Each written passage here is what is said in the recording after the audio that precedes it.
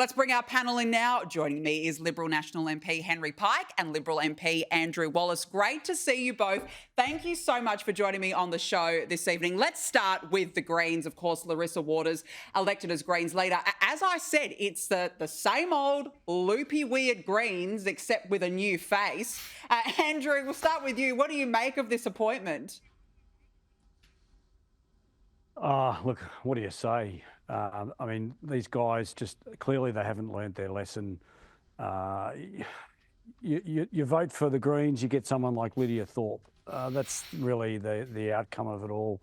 And look, in my own electorate, the Greens lost a pretty significant primary vote. People have had enough of this extremist group of this political party, and clearly. We've seen the result. They lost 75% of their members in the House at the last election. Sadly, we've still got one Green left in the House, but people are speaking. People have had enough of the militant approach that is being taken by the Greens. This is not the political party of Bob Brown of yesteryear. The Greens need to get back to their basics. If they want to have an environmental party, that's what they should be doing. Sticking to that, people have had enough. They've had a gutful, I think, of this extremism that they've been demonstrating over the recent years of Adam Bandt when he was the leader. Well, look, I completely agree with you. I mean, long gone are the Bob Brown days. This is a very dangerous new brand of Greens. It's completely irrelevant to Australian culture, so far removed from our values. Here is a bit more of what Larissa Waters had to say at her press conference today.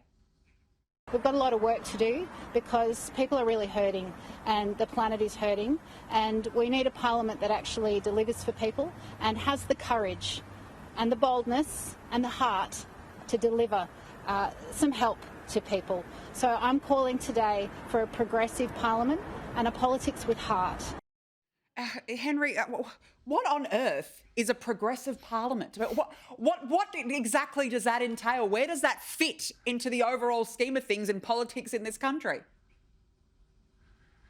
Well, I'm not sure what she's doing calling for a particular type of parliament at this point in time. We've got the parliament the Australian people have delivered to us, and thankfully for me and Andrew, there are 3 less Greens in the lower house that we'll have to listen to on a daily basis. So, I think it's a pretty good outcome, and I'm actually pleased that the Greens are doubling down on their unpopular policies, which has seen their vote decimated across so many areas. And, certainly in my electorate, we saw a fall in first preference for the Greens as well. Deliver up more of that, please. That's what my message to the Greens. Deliver up more of the same and see your vote decline. We would love to have that outcome, and we'd love to be rid of these people who are living in clearly a different world with different priorities to mainstream Australia.